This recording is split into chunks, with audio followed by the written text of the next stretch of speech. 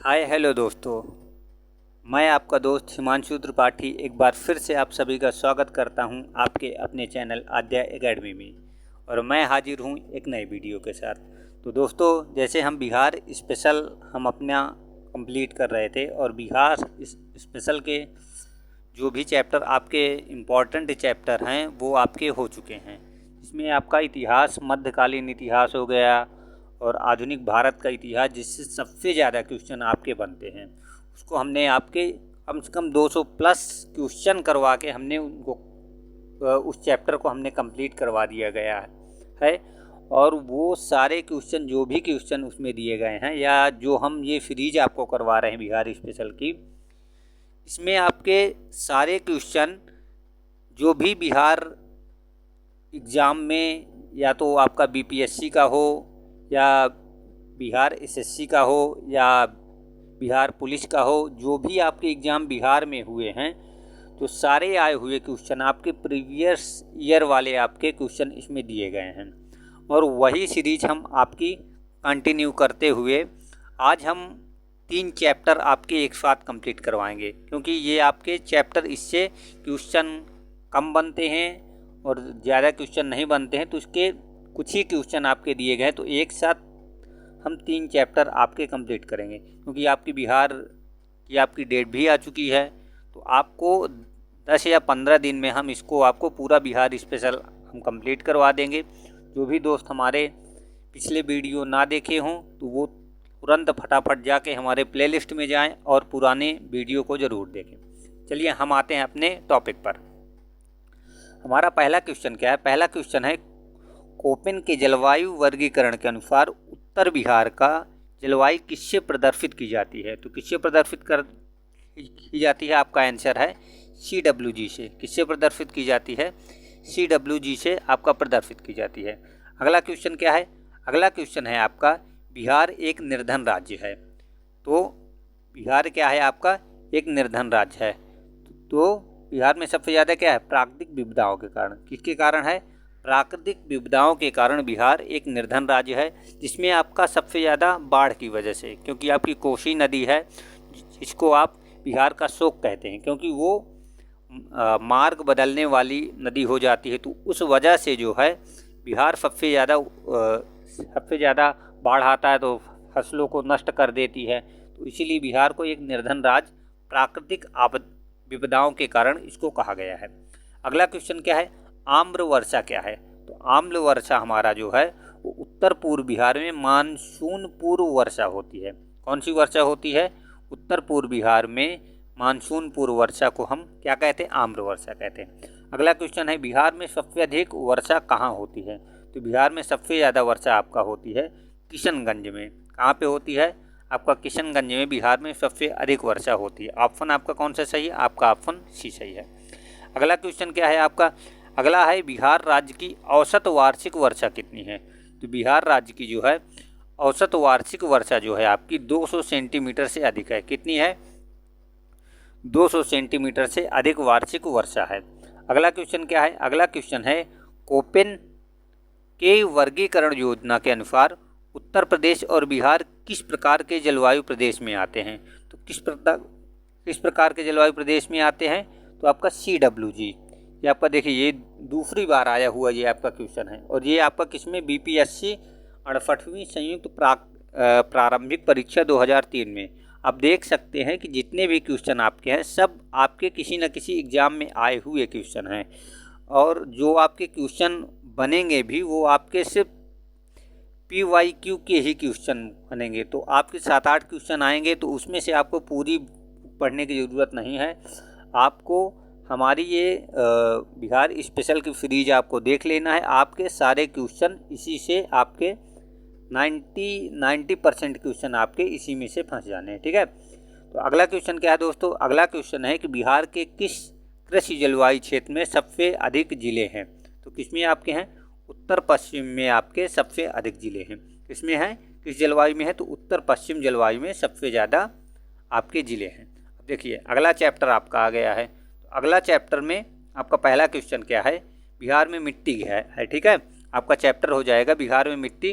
तो बिहार के निम्न जिलों में से किस जिले में पीडमोंट्स स्वैम्प मिट्टी पाई जाती है। कौन सी मिट्टी आपकी पीडमोंट स्वैम्प मिट्टी कहाँ पे पाई जाती है? तो आपके ये कहाँ पाई जाती है? पश्चिमी चंपारण में पाई जाती है। ऑप्शन आपका सी सही है। और क्या है? पश्चिमी चंपारण आपका पाई जाती है। अगला क्या है? अगला क्वेश्चन है, पुरानी जलोढ़ मिट्टी का भंडार बिहार के निम्न में से किस क्षेत्र में पाई जाती है? तो पुरानी जलोढ़ मिट्टी जो आपकी है कहाँ पे पाई जाती है? तो बिहार के पटना और गया में पाई जाती है। कहाँ पे पाई जाती है? पटना और गया में आपकी पुरानी जलोढ़ मिट्टी आपकी पाई जाती है। बिहार का अधिकांश क्षेत्र आच्छादित है। तो किसमें आच्छादित है? बिहार का अधिकांश क्षेत्र आच्छादित है कछारी मिट्टी में। किसमें आच्छादित है? कछारी मिट्टी में आपका अधिकांश क्षेत्र आच्छादित है। ठीक है। अगला क्वेश्चन क्या है? मुजफ्फरपुर, दरभंगा और चंपारण जिले में कौन सी मिट्टी अधिकांशतः पाई जाती है? कहाँ आपका? मुजफ्फरपुर में, दरभंगा में और चंपारण जिले में सबसे अधिक मिट्टी कौन सी पाई जाती है? तो कौन सी पाई जाती है सबसे अधिक? नवीन जलोढ़ मिट्टी। कौन सी? नवीन जलोढ़ मिट्टी आपकी पाई जाती है। और नवीन जलोढ़ मिट्टी को ही हम कौन सी मिट्टी कहते हैं? खादर मिट्टी कहते हैं। कौन सी मिट्टी कहते हैं? खादर मिट्टी हम कहते हैं। ठीक है, खादर। और पुरानी जलोढ़ मिट्टी को हम कौन सी कहते हैं? तो पुरानी जलोढ़ मिट्टी को हम बांगर कहते हैं। कौन सी मिट्टी कहते हैं हम? बांगर मिट्टी हम कहते हैं। ठीक है। अगला क्वेश्चन क्या है? गंगा के मैदान की पुरानी कछारी मिट्टी को हम क्या कहते हैं? तो ये देखिए आपका अगला क्वेश्चन आ गया है कि गंगा के मैदान की पुरानी कछारी मिट्टी को हम बांगर कहते हैं। ठीक है, कौन सी कहते हैं? हम बांगर कहते हैं। बिहार के अधिकांश भाग आच्छादित हैं। किससे आच्छादित हैं? तो कछारी मिट्टी से आच्छादित हैं। किससे है? अधिकांश भाग कछारी मिट्टी से आच्छादित है। अगला क्या है? बिहार का अधिकांश क्षेत्र आच्छादित हैं आपका किससे?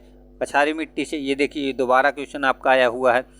तो गंगा के दक्षिण भाग में पुरानी जलोढ़ मिट्टी को किस नाम से पुकारते हैं? गंगा के दक्षिण भाग में पुरानी जलोढ़ मिट्टी को हम किस नाम से पुकारते हैं? उसे हम कहते हैं कटैल कैवाल मिट्टी। क्या कहते हैं इसको? हम कटैल कैवाल मिट्टी के नाम से हम इसको पुकारते हैं। कटैल कैवाल मिट्टी के नाम से इसको हम पुकारते हैं। तो हमारा ये मिट्टी वाला चैप्टर है ये भी अब हमारा कंप्लीट हो चुका है। अब अगला चैप्टर हमारा ये देखिए, हमने 3 चैप्टर को एक साथ हमको कवर करना है क्योंकि हमको अपना सिलेबस जल्दी से जल्दी हमको कवर करना है। ठीक है। तो अगला हमारा क्या है? अगला हमारा बिहार में नदियां हैं। अगला चैप्टर हमारा बिहार की नदियां हैं। तो ठीक है, तो हमारा पहला क्वेश्चन क्या है इसमें? बिहार में प्रवाहित होने वाली निम्न नदियों में से उत्तर की ओर प्रवाहित होने वाली नदी कौन सी है? इधर आपका उत्तर की ओर प्रवाहित होने वाली नदी कौन सी है? इसमें ऑप्शन ई आपका सही है। अब इसमें से आपके 2 क्वेश्चन या इसमें से एक से अधिक क्वेश्चन इसमें से आपका सही होगा। तो अब आपको कमेंट में बताना है कि इसमें से कौन कौन सी नदियां हैं जो उत्तर की ओर प्रवाहित होने वाली नदी है। अगला क्या है? बिहार के निम्न प्रशासनिक विभागीय जोड़ों में से किस जोड़े से गंगा नदी नहीं बहती है? तो आपका कहाँ से नहीं बहती है? कोसी नदी मगध। ये आपका गलत है क्योंकि आपका देखिए दरभंगा मुंगेर से बहती है, तिरहुत सारण से बहती है, पूर्णिया भागलपुर से बहती है, लेकिन कोसी और मगध से नहीं बहती है। ठीक है। अगला क्या है? अगला है बिहार राज्य में गंगा के किनारे कितने जिले बसे हुए हैं? तो बिहार में कितने जिले हैं? तो आपके 12 जिले जो हैं आपका गंगा के किनारे बिहार के बसे हुए हैं। ठीक है। अगला क्वेश्चन क्या है? बिहार के किस जिले में गंगा नदी सबसे लंबी है? तो आपका कौन सा जिला हो जाएगा? पटना हो जाएगा। कौन सा आपका? पटना जिले में गंगा नदी सबसे ज़्यादा प्रवाहित होती है। अगला क्या है? निम्नलिखित में से किस स्थान पर कोसी नदी गंगा नदी में मिलती है? तो किस स्थान पर? कुर्सेला में। कहाँ पे मिलती है? कुर्सेला में। आपका ऑप्शन सी सही है। कोसी नदी गंगा नदी में कहाँ पे मिलती है? तो आपका कुर्सेला में मिलती है। अगला क्या है? निम्नलिखित में से कौन सी नदी फतुहा के पास गंगा में मिलती है? कौन सी नदी हो जाएगी? आपका बी आपका सही, पुनपुन नदी। पुनपुन नदी आपका फतुहा के पास गंगा नदी में मिलती है। तो कौन सी नदी आपकी है? पुनपुन। आपका बी, ऑप्शन आपका बी सही है। अगला क्या है? तेल नदी निम्नलिखित में से किसकी सहायक नदी है? तो तेल नदी आपकी किसकी सहायक नदी है? तो इसमें से आपका उपरोक्त में से एक से अधिक या उपरोक्त में से कोई नहीं। तो आपका अब आपको ये बताना है कि इसमें से तेल नदी किसकी सहायक नदी है। ठीक है। अगला क्या है? अगला है आपका निम्नलिखित झीलों में से कौन सा बिहार में स्थित है? तो बिहार में कौन सी झील आपकी स्थित है? अनुपम झील। कौन सी स्थित है आपके बिहार में झील? अनुपम झील आपकी बिहार में स्थित है। उत्तर बिहार किसके लिए प्रसिद्ध है? तो उत्तर बिहार आपका किसके लिए प्रसिद्ध है? बाढ़ के लिए। किसके लिए? बाढ़ के लिए उत्तर बिहार आपका प्रसिद्ध है। अगला क्वेश्चन क्या है? नदियाँ जो बिहार और उत्तर प्रदेश के बीच की सीमा रेखा बनाती हैं उसमें कौन कौन सी है? आपकी कर्मनाशा हो गई, गंडक हो गई और घाघरा नदी। ये 3 नदियाँ जो हैं आपका उत्तर प्रदेश और बिहार के बीच सीमा बनाती है। कौन कौन सी? कर्मनाशा, गंडक और घाघरा हो जाएगा। अगला क्वेश्चन क्या है? निम्नलिखित नदियों में से कौन सा बिहार का शोक के रूप में विख्यात है? इसके लिए बिहार में शोक के रूप में विख्यात है तो आपका कोसी नदी, क्योंकि इसे हम बिहार का शोक कहते हैं, क्योंकि ये अपने मार्ग बदलने के कारण सबसे ज़्यादा प्रसिद्ध है। अगला क्या है? सोन, नर्मदा और महानदी निकलती हैं। तो सोन, नर्मदा और महानदी आपका कहाँ से निकलती हैं? तो ये आपका अमरकंटक से निकलती है। कहाँ से निकलती हैं? अमरकंटक से सोन, नर्मदा और महानदी निकलती है। अगला क्वेश्चन क्या है? अगला क्वेश्चन है निम्नलिखित नदियों में से कौन बिहार में गंगा में मिलती हैं? तो कौन कौन सी नदियाँ हैं जो बिहार में गंगा में मिलती हैं? तो आपका गंडक हो गया, सोन नदी हो गया और आपका पुनपुन हो गया। ये 3 नदियाँ जो हैं आपकी कहाँ पे मिलती हैं? बिहार में गंगा में मिलती हैं। अगला क्या है? काकोलत जलप्रपात बिहार के किस जिले में है? तो आपका काकोलत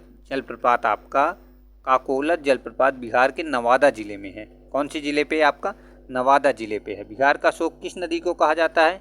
तो बिहार का शोक आपका कोसी नदी को कहा जाता है। किसको कहा जाता है? कोसी नदी को कहा जाता है। अगला क्वेश्चन क्या है? बिहार में गंगा की सबसे बड़ी सहायक नदी कौन सी है?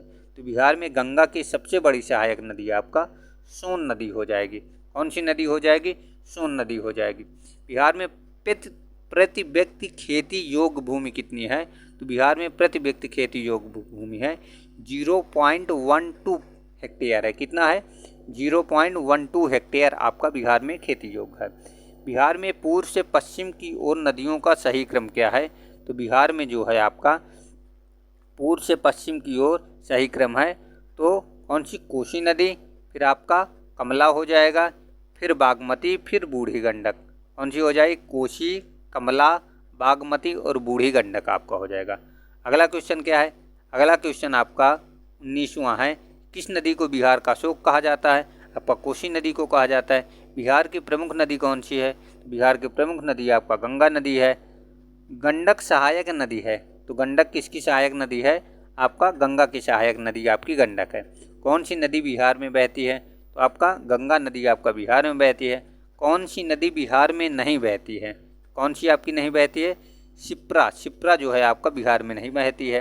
अगला क्या है? अगला है आपकी निम्नलिखित में से कौन सी गंगा की सहायक नदी नहीं है?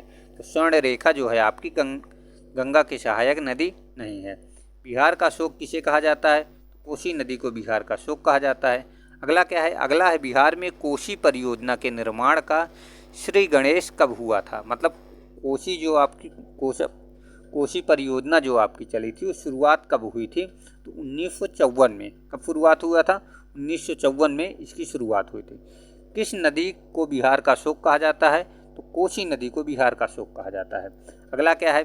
बिहार में बहने वाली नदियों में किसका उद्गम अमरकंटक से है? तो किसका उद्गम है?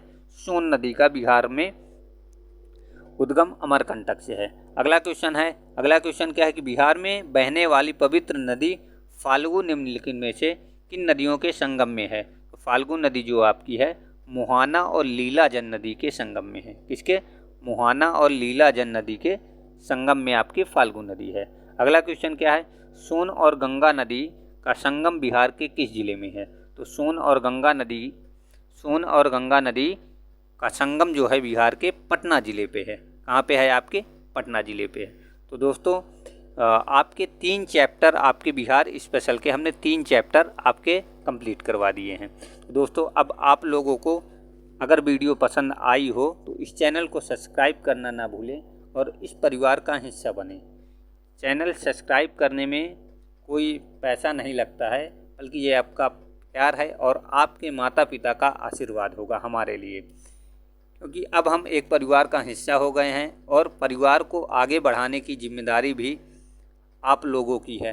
तो आप लोग खुद चैनल को सब्सक्राइब करिए और अपने जो आपके बहुत करीबी दोस्त हों 1 या 2 लोगों से आप चैनल को ज़रूर सब्सक्राइब करवाइए। वीडियो आपको कैसे लगी आप अपनी राय कमेंट बॉक्स पर देना ना भूलें। वीडियो को लाइक करें और चैनल को ज़रूर सब्सक्राइब करें। आपको एक बार और हम बताए दे रहे हैं। अब आपसे विदा लेता हूं। मिलते हैं एक नई वीडियो के साथ। तब तक के लिए नमस्ते, राम राम और आप सभी के माता पिता को प्रणाम। जय हिंद।